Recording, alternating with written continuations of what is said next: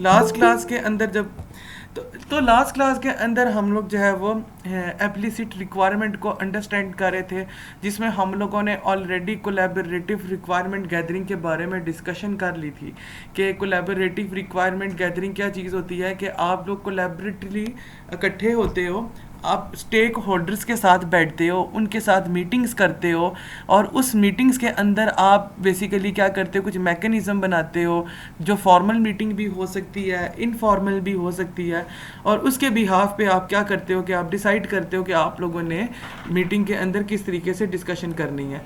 ठीक है, अब सवाल ये पैदा होता है कि कोलैबोरेटिव मीटिंग के अंदर क्या क्या होता था। हम लोग प्रॉब्लम को डिफाइन करते थे, सोल्यूशन होते थे उसके कुछ ना कुछ, फिर हम लोग ये देखते थे कि हम लोगों के पास कौन कौन से सोल्यूशन जो हैं वो रिक्वायरमेंट को लेके ऑब्टेंड किए जा सकते हैं।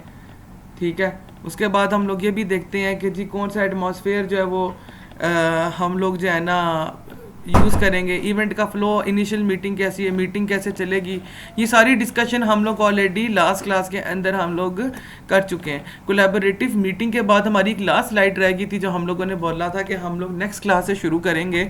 अभी हम लोग एप्लिसिट रिक्वायरमेंट के बारे में कोलैबोरेट, ये देखिएगा एप्लिसिटिंग रिक्वायरमेंट का पढ़ रहे हैं हम लोगों ने। कोलैबोरेटिव रिक्वायरमेंट पहले पढ़ लिया, और अब दूसरा हम लोग क्वालिटी फंक्शन डिप्लॉयमेंट के बारे में पढ़ने लगे हैं। ठीक है, अभी याद रखिएगा ये सारा काम हम लोग रिक्वायरमेंट्स एनालिसिस के अंदर कर रहे हैं। ठीक है, इब्राहिम एक गिलास पानी का दो मुझे।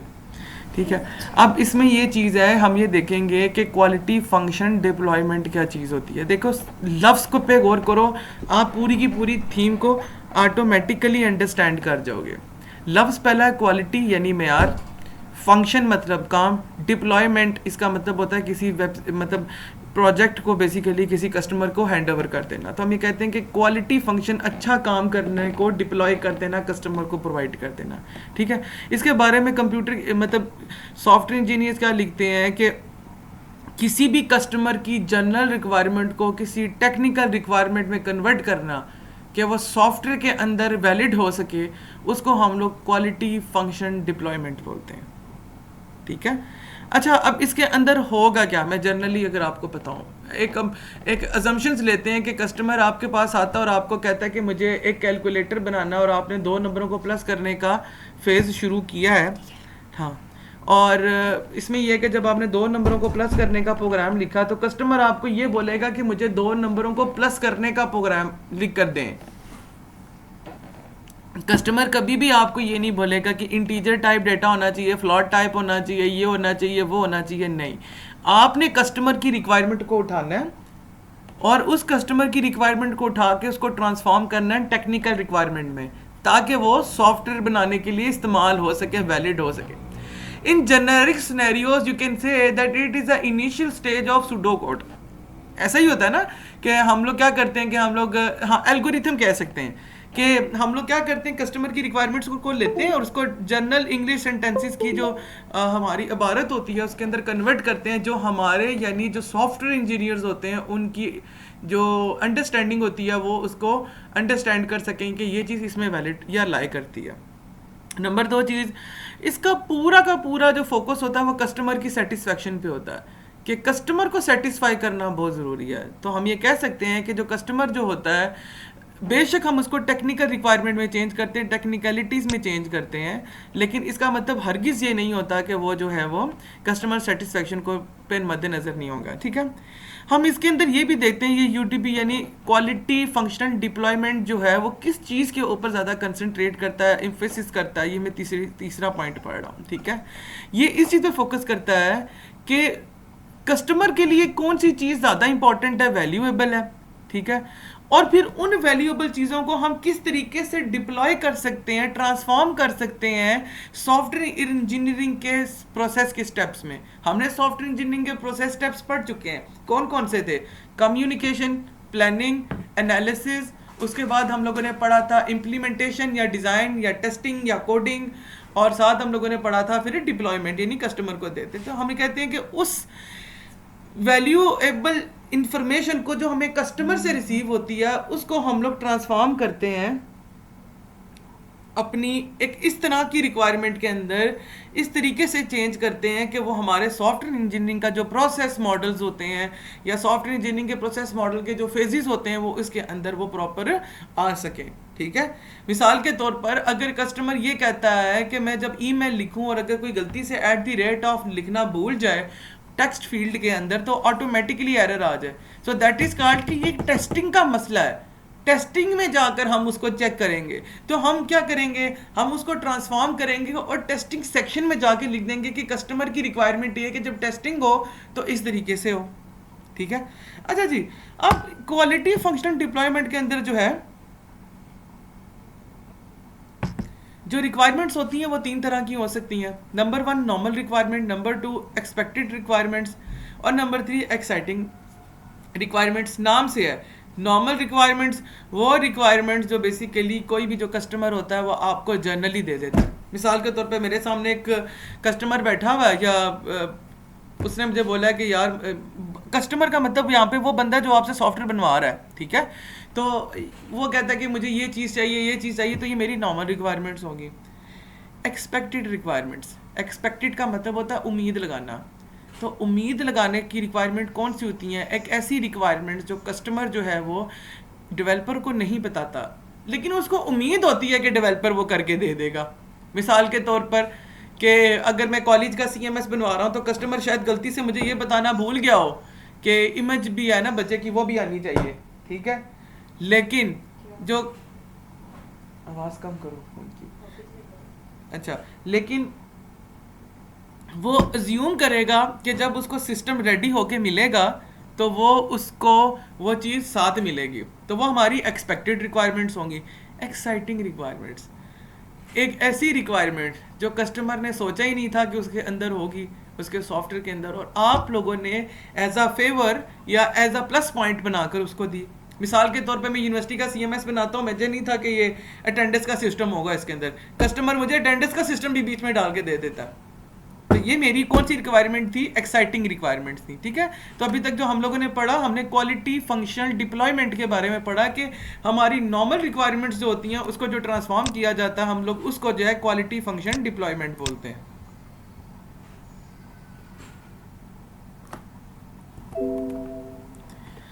तो हम लोग क्वालिटी फंक्शन डिप्लॉयमेंट की बात कर रहे थे। हम लोगों ने देखा कि क्वालिटी फंक्शन डिप्लॉयमेंट के अंदर रिक्वायरमेंट्स किस किस तरीके से की हो सकती हैं। अब हम बात कर रहे हैं कि जब हम कस्टमर से रिक्वायरमेंट्स ले रहे होंगे क्वालिटी फंक्शन डिप्लॉयमेंट के फेज़ में, तो हमें क्या क्या चीज़ें देखनी पड़ेंगी। Number 1 function deployment. Function deployment क्या चीज़ होती है कि कोई भी फंक्शन जो है उसकी वैल्यू को डिटरमाइन करना जो किसी भी सिस्टम के लिए इम्पोर्टेंट हो। मैं इसकी सिंपल सी एग्जांपल दूं तो इसका मतलब ये है कि आप का जो सॉफ्टवेयर है वो कौन कौन से फंक्शंस परफॉर्म करेगा, काम क्या क्या करेगा, उसको बेसिकली हम लोग फंक्शन डिप्लॉयमेंट बोलेंगे सिंपल वर्ड्स में। ठीक है, उसके बाद है इंफॉर्मेशन डिप्लॉयमेंट। इंफॉर्मेशन डिप्लॉयमेंट का मतलब ये होता है कि जो आप फंक्शंस बना रहे हो, ठीक है, उससे रेलिवेंट जितने भी इवेंट्स होंगे और डाटा या ऑब्जेक्ट्स जो इस्तेमाल होंगे वो आप मेंशन करोगे। अब ये बड़ा कॉम्प्लेक्स है अंडरस्टैंड करने के लिए। फंक्शंस को तो आपको समझ लगी कि वो क्या काम करेंगे, ठीक है, या वैल्यू क्या होगी उसकी फंक्शन की, लेकिन इसका मतलब क्या होगा इंफॉर्मेशन डिप्लॉयमेंट का। इसकी एग्जांपल लेते हैं। मुझे कस्टमर ने बोला कि 2 नंबरों को प्लस करने का प्रोग्राम लिखना है, तो 2 नंबर को प्लस करने का जो काम हुआ वो मेरा फंक्शन डिप्लॉयमेंट की रिक्वायरमेंट आ गई। ठीक है, इंफॉर्मेशन डिप्लॉयमेंट क्या है कि वो किस तरीके से 2 प्लस होंगे, उसकी डाटा टाइप किस तरीके से हो सकती है, हम उसके अंदर कौन कौन सी पॉसिबल चीज़ें रख सकते हैं। आइदर हम लोगों को प्रोग्राम ऑब्जेक्ट ओरिएंटेड मेथड से करना है, स्ट्रक्चर्स के मेथड से करना है, नॉर्मल प्रोग्रामिंग करनी है, या हम लोगों ने पॉइंटर्स यूज़ करने हैं। ठीक है, और जो यानी वो सारी चीज़ें जो उस फंक्शन के साथ रिलेट करी होती हैं उसको हम लोग इंफॉर्मेशन डिप्लॉयमेंट बोलते हैं। अच्छा, उसके बाद तीसरे नंबर पर टास्क डिप्लॉयमेंट। ठीक है, टास्क डिप्लॉयमेंट कहते हैं कि जब आप एक सिस्टम बनाते हो या आप ये सोच रहे हो कि जब सिस्टम बनेगा तो वो काम कैसे करेगा।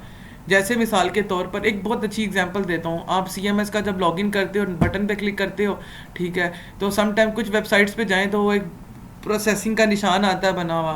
तो ये मतलब एक सिंपल सी एग्जांपल मैंने दी है, अदरवाइज से बड़े मेजर लेवल पे चीज़ होती है टास्क डिप्लॉयमेंट। इसमें ये होता है कि सिस्टम ओवरऑल वर्क कैसे करेगा, उसका फ्लो क्या होगा। Last but not the least, value analysis. Value analysis में होता है कि हम लोग क्या करते हैं, जो कस्टमर की रिक्वायरमेंट्स हैं उनको एनालाइज करते हैं सबसे पहले। उसमें से हम देखते हैं कि कौन सी टॉप 3 हमारी, जो हमारी, ये टॉप 3 भी छोड़े, हम ये देखते हैं कि उसमें से हाईएस्ट प्रायोरिटी वाली कौन सी है, यानी जिस रिक्वायरमेंट का कंप्लीट होना अशद ज़रूरी है, अगर वो नहीं होगी तो वो कंप्लीट ही नहीं हो सकता सॉफ्टवेयर। फिर उससे कम, फिर उससे कम, फिर उससे कम, हम लोग क्या करेंगे, इनकी प्रायोरिटीज़ बनाएंगे और फिर क्या करेंगे, हम इनको 3 डिप्लॉयमेंट्स यानी 3 सेक्शन के अंदर कस्टमर को दिखाएंगे बारी बारी, क्योंकि प्रायोरिटी जो होती है वो गलत भी हो सकती है, आप अंडरस्टैंड कर सकते हो। तो 3 बार जब आप कस्टमर को शो करवाओगे तो उससे आपको क्लियर हो जाएगा कि कस्टमर की मेन प्रायोरिटी क्या चीज़ है। ठीक है। अच्छा, अब उसके बाद अभी हम लोग ने क्वालिटी फंक्शन पढ़ा, ठीक है। इससे पहले हम लोग कोलैबोरेटिव गैदरिंग पढ़ चुके हैं। उसके बाद तीसरा पार्ट आता है इम्प्लिसिट रिक्वायरमेंट्स के अंदर यूज़र सिनेरियोज।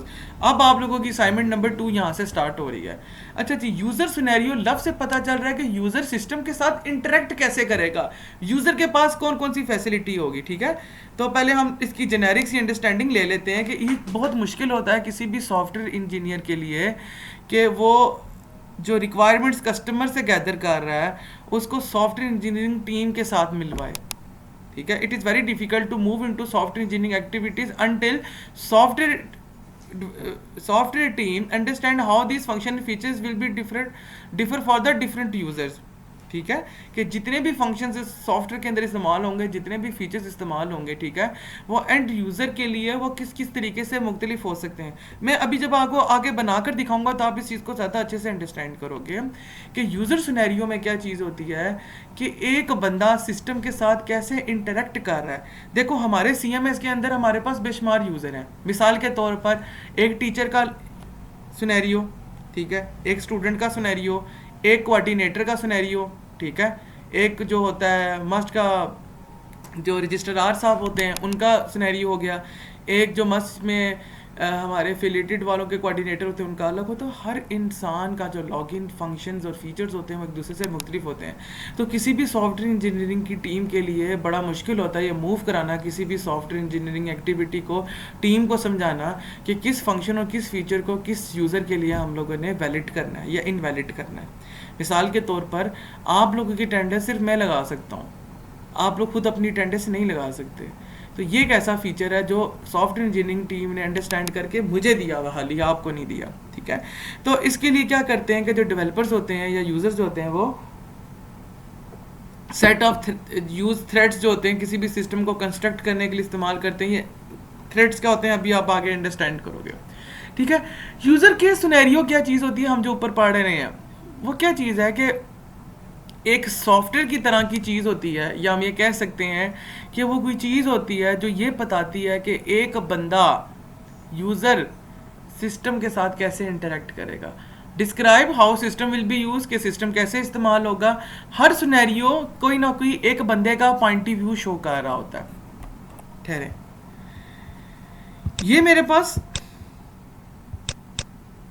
हाँ जी मुझे हबीबा का पता चला है। ठीक है, ये मेरे पास एक मैंने CMS ओपन कर रहा हूँ आप लोगों के सामने, मैं आपको प्रैक्टिकल एग्जांपल देता हूँ। ठीक है,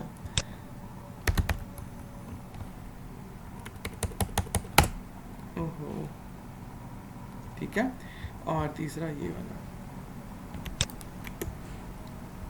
मुसीबत है।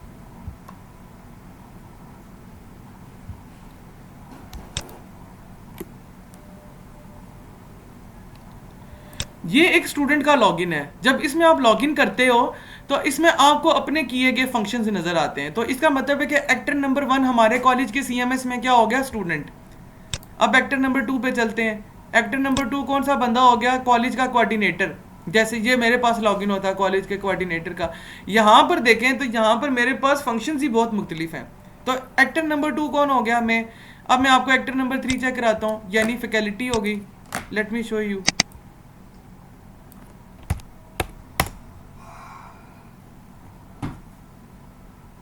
ठीक है, ये मेरा टीचर का लॉगिन है, फैकल्टी का लॉगिन है। ठीक है, ये मैंने इस पे लॉगिन किया तो इसमें सिर्फ मेरे जो सब्जेक्ट्स में पढ़ा रहा हूँ उससे रेलिवेंट इन्फॉर्मेशन आ रही है। बहुत सारे लोग कहते हैं अटेंडेंस नहीं आती, अटेंडेंस आती है हमें। अच्छा, तो ये वो बेसिकली पार्ट था जहाँ पर हम लोगों ने मेंशन किया हुआ है कि हम अब एक्टर नंबर 3 क्या हो गया, फैकल्टी हो गया। तो हम लोग जो अभी बात कर रहे थे यूजर सिनेरियो में, हम ये कह रहे थे कि हर बंदा यानी टीचर्स कौन कौन से फंक्शन परफॉर्म करेगा कॉलेज के सीएमएस में। अगर हम एग्जांपल लें तो कोऑर्डिनेटर क्या क्या करेगा, स्टूडेंट क्या क्या करेगा, ये एक एक एक्टर है। तो एक्टर जो बेसिकली क्या है, एक बंदा, एक इंडिविजुअल जो किसी भी सिस्टम के साथ इंटरेक्ट करता है, ठीक है। अच्छा जी, उसके बाद एप्लिसिट वर्क प्रोडक्ट्स क्या चीज़ होती हैं, ये उसी के बाद जो नेक्स्ट अब आ रही है, ठीक है। हम लोग गैदरिंग की रिक्वायरमेंट्स गैदरिंग की बात कर रहे हैं, एप्लिसिट्स रिक्वायरमेंट्स गैदरिंग की बात कर रहे हैं, उसके अंदर हम एक चौथी टाइप पढ़ने वाले हैं, ठीक है। इसमें क्या चीज़ होती है कि हम ये देखते हैं कि जो साइज़ है किसी भी प्रोडक्ट का, किसी भी सिस्टम का, उसको मद्देनज़र रख के जो है हम लोग क्या करते हैं, रिक्वायरमेंट्स को गैदर करते हैं। मिसाल के तौर पर अगर एक सॉफ्टवेयर है जिसको सिर्फ 2 नंबरों को प्लस करने का प्रोग्राम करना, तो जाहिर सी बात है उसके लिए रिक्वायरमेंट्स थोड़ी होंगी।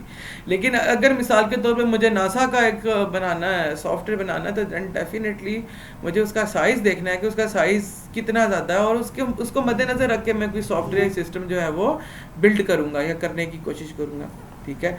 इसमें क्या क्या होता है हमारे पास, हमारे पास किसी भी चीज़ की नीड यानी हमें क्यों ज़रूरत पड़ रही है, उसकी फिजिबिलिटी, कि वो उसका स्कोप किस किस लेवल तक है, लिमिट किधर तक है, हम उस चीज़ को अंडरस्टैंड करते हैं, ठीक है। उसके बाद हम क्या करते हैं कि जी पार्टिसिपेंट सेशन की जो होती है वो लिस्ट बनाते हैं, ठीक है, कि कौन कौन बंदा है जो रिक्वायरमेंट्स हमें देने में हमारी मदद करेगा, ठीक है। उसके बाद हम लोग इसके अंदर ये भी मेंशन करते हैं कि जो टेक्निकल सिस्टम्स की इन्वायरमेंट होगा, मतलब कि जो सिस्टम किस तरीके से काम करेगा, टेक्निकली किस जगह काम करेगा, उसकी डिस्क्रिप्शन इसके अंदर मेंशन करते हैं। उसके बाद हम लोग ये भी मेंशन करते हैं उन रिक्वायरमेंट्स के अंदर कि जो आपकी रिक्वायरमेंट्स, वो रिक्वायरमेंट जो किसी दूसरी डोमेन के साथ या आपकी करंट डोमेन के साथ जो एसोसिएट होते हैं। मिसाल के तौर पे आज अगर मैं कॉलेज का अपना सीएमएस बना दूं और उसका लिंक करूं मस्ट यूनिवर्सिटी के सीएमएस के साथ, कि जैसे मैं यहाँ से मार्क्स अपलोड करूं ऑटोमेटिकली मार्क्स अपलोड हो जाए, ठीक है।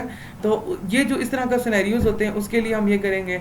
नंबर 4 चीज़ है कि जी सिनेरियोज की हम लिस्ट, यूजेज लिस्ट बनाते हैं। ये क्या चीज़ होती है, जब आगे हम सिनेरियो पढ़ेंगे तो आप इसको ज़्यादा अच्छे से अंडरस्टैंड कर लेंगे। और last but not the least हम क्या करते हैं कि कोई भी प्रोटोटाइप उठा लेते हैं जो रिक्वायरमेंट्स को रिफाइन करता है। देखो जो कस्टमर हर चीज़ बताता है वो एक रिक्वायरमेंट नहीं हो सकती, एक क्या सराई भी हो सकती है या एक एक्सपेक्टेशन हो सकती है। तो हम लोगों को ये भी रिफाइन करना पड़ता है कि उसमें से जेन्युइन रिक्वायरमेंट कौन सी और कौन सी चीज़ ऐसी है जो नॉन रिक्वायरमेंट है। अब जो बात आई थी कि यूज़ केसेस, जो हम लोग यूज़र सिनेरियोज में बात कर रहे थे, हम लोग कह रहे थे कि एक्टर है वो क्या चीज़ होती है। हम लोग ऑलरेडी ऊपर पढ़ चुके हैं कि यूज़र सिनेरियोज की जो हर सिनेरियो के साथ जो है बेसिकली एक एक्टर जो होता है वो लिंक्ड होता है, और वो एक्टर क्या करता है कि वो बताता है कि सिस्टम के साथ कैसे काम करना है। अब इस हर सिनेरियो के अंदर कुछ क्वेश्चन होते हैं। नंबर 1, प्राइमरी एक्टर कौन है और सेकेंडरी एक्टर कौन है, ठीक है। अगर कॉलेज के सीएमएस की मस्ट की हम सीएमएस की बात करें तो प्राइमरी एक्टर या प्राइमरी सीएमएस का वर्कर कौन होगा, जो हमारा फैकल्टी अगर कॉलेज के नज़र से देखा जाए तो कोऑर्डिनेटर का लॉगिन जो है, कोऑर्डिनेटर जो है वो प्राइमरी एक्टर और सेकेंडरी कौन है, टीचर्स और स्टूडेंट। क्यों, सबसे ज़्यादा राइट्स मेरे पास हैं। नंबर 2, एक्टर का रोल क्या है। अगर स्टूडेंट हैं तो वो वहाँ पे क्या काम करेंगे, गोल्स क्या है उनके, जाहिर सी बात है कुछ ना कुछ गोल्स होने चाहिए, ठीक है। अच्छा जी, नंबर 3 चीज़ कि ऐसी कौन कौन से हालात हैं जो जिनकी वजह से हम लोगों को सिस्टम बनाना पड़ रहा है या एक यूज़ केस बनानी पड़ रही है। यूज़ केस का मतलब ये है कि आज अगर मुझे पेरेंट्स ये कह देते हैं कि जी हमारे बच्चे हमें रिज़ल्ट नहीं बताते, तो और डेफिनेटली हम लोगों को फिर ये चीज़ देखनी है कि हम लोग किस तरीके से जो है उसको शुरुआत कर सकते हैं उसकी। तो हम लोगों ने क्या किया, किसी पुरानी कंडीशन को देखकर हम लोगों ने क्या किया कि उनके लॉगिन्स बनाए या उनको सिस्टम बना कर दिया। उसके बाद कौन कौन से फंक्शंस और कौन कौन से टास्क परफॉर्म करेगा हर एक्टर, मैं भी आपको एक्टर बनाकर दिखाऊंगा, ठीक है। उसके बाद कि जो आप एक्टर बना रहे हो उसके साथ आपको किसी और चीज़ की एक्सटेंशन की ज़रूरत तो नहीं है। मिसाल के तौर पर एक क्लास को एक टीचर भी पढ़ा रहा है और लैब उसकी क्लास की कोई और टीचर कराता है, दैन डेफिनेटली ये तो बहुत बड़ा केस है और इसके लिए मसाइल हो सकते हैं। तो इसके लिए हमें देखना पड़ता है कि कौन किसके साथ लिंक है, कौन किसके साथ लिंक नहीं है, ठीक है।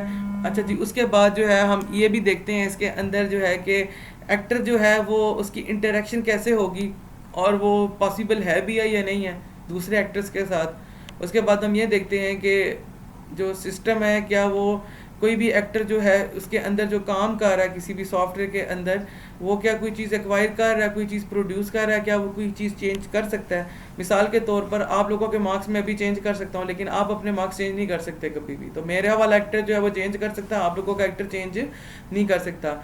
अच्छा जी, क्या जो एक्टर है वो बेसिकली बता सकता है एक्सटर्नल इन्वायरमेंट के बारे में किसी भी सिस्टम को कि ये चीज़ें चेंज करो?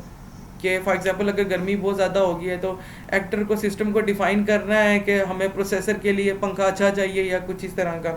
अच्छा, उसके बाद ये है कि किसी भी एक्टर को सिस्टम के लिए क्या इन्फॉर्मेशन चाहिए होती है। ऑब्वियसली बात है, अगर मैं टीचर हूँ तो मेरा ईमेल और मेरा नाम या मेरा रोल नंबर या कुछ भी जो है वो उस CMS के अंदर पड़ा हुआ, तभी तो मुझे लॉगिन मिला ना।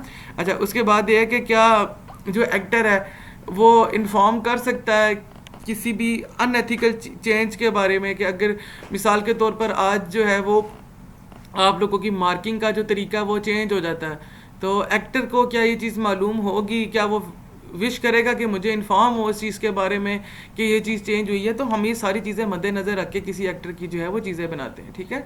अच्छा जी, अब ये है कि ये अब एनालिसिस मॉडल्स आ गए हैं इसके अंदर, ठीक है। अभी जो है अब वो एक्टर किस किस तरीके से हम लोग सिनेरियोज बना सकते हैं, हम उस चीज़ को बता रहे हैं, ठीक है। नंबर 1 हमारा सिनेरियो बेस्ड एलिमेंट्स होते हैं। इसमें क्या होता है, हमारे पास फंक्शनल होते हैं और यूज़ केसेस होते हैं, डायग्राम्स होती हैं, अभी हम आगे बनाएंगे तो आपको पता चलेगा। नंबर 2 पे क्लास बेस्ड एलिमेंट्स होते हैं। क्लास बेस्ड में अगर आप लोगों को पता हो ऑब्जेक्ट ओरिएंटेड प्रोग्रामिंग यूज़ करें तो उसमें क्लासेस होती हैं, ठीक है। तो उसमें जो एक क्लास होती है बेसिकली वो एक एक्टर की तरह बिहेव कर रही होती है उसके अंदर, ठीक है। ये भी सिनेरियोज की तरह होता है। अच्छा जी, उसके बाद क्या जी, बिहेवियर एलिमेंट्स होते हैं। इसके लिए हमारे पास स्टेट डायग्राम होती है कि कौन सा मॉड्यूल किस तरीके से काम करेगा, वो बिहेवियर एलिमेंट्स में आता है। Last but not the least flow oriented elements होते हैं कि फ्लो काम किस तरीके से हो रहा है, काम का फ्लो क्या है, वो इसके अंदर हम लोग क्या करते हैं, डिस्कस करते हैं, ठीक है। अच्छा जी, अभी हम लोग जो ये आप लोग सामने देख रहे हो ना, इस चीज़ को अंडरस्टैंड करोगे तो ये पूरी की पूरी स्लाइड्स आपको ज़बानी याद करने की ज़रूरत नहीं पड़ेगी, बहुत गौर से देखना है। मेरे माउस की तरफ ध्यान दें, हमारे पास 3 एक्टर हैं इस वक्त, ठीक है। ये होम ऑटोमेशन का एक सॉफ्टवेयर है, उसके लिए है। ये मेरा पहला एक्टर है जो है होम ऑनर है, दूसरा कौन है जो सिस्टम एडमिनिस्ट्रेटर है, और तीसरा कौन है सेंसर्स है। अब ये 2 मेरे प्राइमरी हैं और ये मेरा सेकेंडरी है, ठीक है।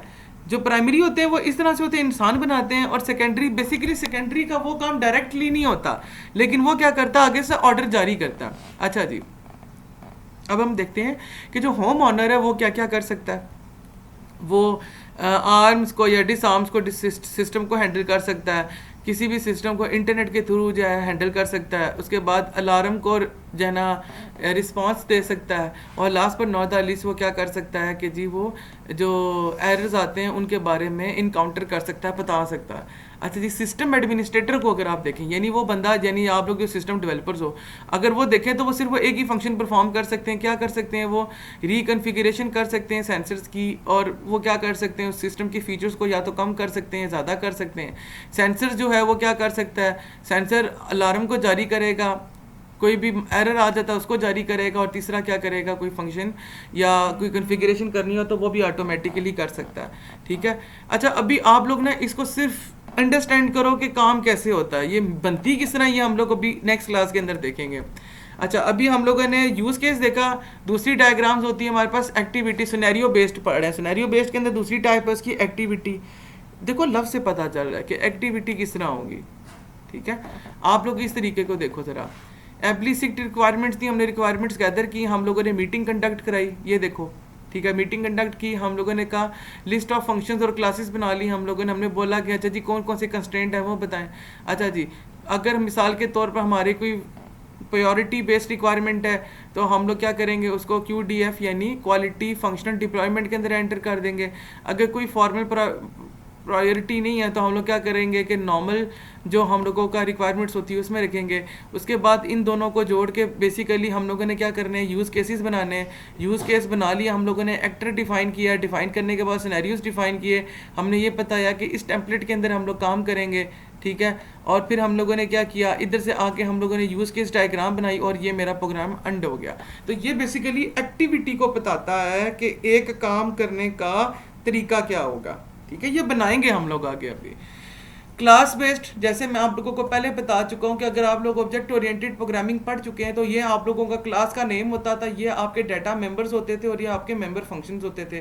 तो जब आपका कोड ऐसा हो जिसमें आप क्लासेस यूज़ कर रहे हो तो आप उसके लिए क्लास बेस्ड एलिमेंट्स बनाते हो, यानी क्लास डायग्राम्स बनाते हो। उसमें भी यही होता है, अगर सेंसर है तो सेंसर का क्या क्या नेम है, टाइप क्या, फंक्शन क्या, लोकेशन क्या, ये सारे और उसके जितने फंक्शन आइडेंटिफाई, इनेबल, डिसेबल या रिकन्फिग, ये बेसिकली उसके क्लास डायग्राम के फंक्शंस में आएगा। बिहेवियरल, बिहेवियर लव से पता चल रहा है कि कोई सिस्टम कैसे बिहेव करेगा, ठीक है। अच्छा जी, अभी हमने क्लास उठाई हुई है रीडिंग कमांड्स की। क्या करेगा, सेंसर कमांड को रीड करेगा। कैसे कर सकता है कि सिस्टम रेडी है या नहीं है। अच्छा जी, उसके बाद आपने क्या किया, मैसेज CMDA पे एंटर कर दिया और लास्ट आपने क्या कर दिया, उसको चला दिया। डिस्प्ले स्टेटस क्या, स्टेडी यानी शो हो रहा है, ठीक है। नीचे क्या शो हो रहा है, स्टेट एक्टिविटीज शो हो रही हैं कि किस तरीके से क्या काम हो रहा है। अभी इसको ज़्यादा आप फोकस ना करें, सिर्फ ये चीज़ देखें कि स्टेट डायग्राम का मतलब क्या है कि कोई सिस्टम कैसे बिहेव कर रहा है, एक्शन पे क्या रिएक्शन आ रहा है, सिंपल, ठीक है। Flow oriented data flow diagram नाम से पता चल रहा आप लोगों को कि हम लोगों ने देखें एक सेफ्टी होम सॉफ्टवेयर बनाया हुआ है, ठीक है, और उसको लिंक किया है, कंट्रोल पैनल है, सेंसर्स इसके साथ लिंक है, टेलीफोन भी इसके साथ लिंक्ड है, अलार्म इसके साथ लिंक्ड है, और डिस्प्ले इंफॉर्मेशन जो इंफॉर्मेशन पैनल यानी मोबाइल फ़ोन है ये उसका सेक्शन है। तो ये बेसिकली बताएगा कि किस तरीके से डाटा को फ्लो करके हम लोग डिफरेंट मॉड्यूल्स में भेज रहे हैं, ठीक है। तो ये बेसिकली कह सकते हैं कि एक सेंट्रलाइज सिस्टम होता है जो क्या करता है, डिफरेंट फंक्शंस को आपस में कम्युनिकेट करवाता है, ठीक है। तो ये सारी चीज़ थी जो हम लोगों ने आज पढ़नी थी। इसके अंदर जो मेन चीज़ है वो ये है कि जो आप लोग अब असाइनमेंट नंबर 2 आज से आप लोगों की शुरू हो रही है, उसमें यह है कि आप अपने अपने प्रोजेक्ट की जो है वो यूज़ केस डायग्राम्स बनाओगे। अगर आप लोगों ने यूज़ केस डायग्राम्स बना ली तो आप लोगों का जो प्रोजेक्ट आता है 7th सेमेस्टर में, अब आप लोगों ने शुरू तो करना है, तो वो आप लोगों के लिए बहुत आसान हो जाएगा, ठीक है। तो अभी मैं आप लोगों को एक जनरल एग्जाम्पल चेक कराता हूँ कि अगर एक यूज़ केस बनानी पड़ जाए, बल्कि नेक्स्ट क्लास के अंदर ही मैं आपको चेक कराऊंगा, क्योंकि नेक्स्ट क्लास के अंदर वैसे भी एक यूज़ केस की हमारे पास एग्जाम्पल मौजूद है, तो हम लोग क्या करेंगे उसके लिए वो चीज़ें करेंगे। अब अगर किसी बच्चे का कोई क्वेश्चन है तो मुझसे पूछ ले।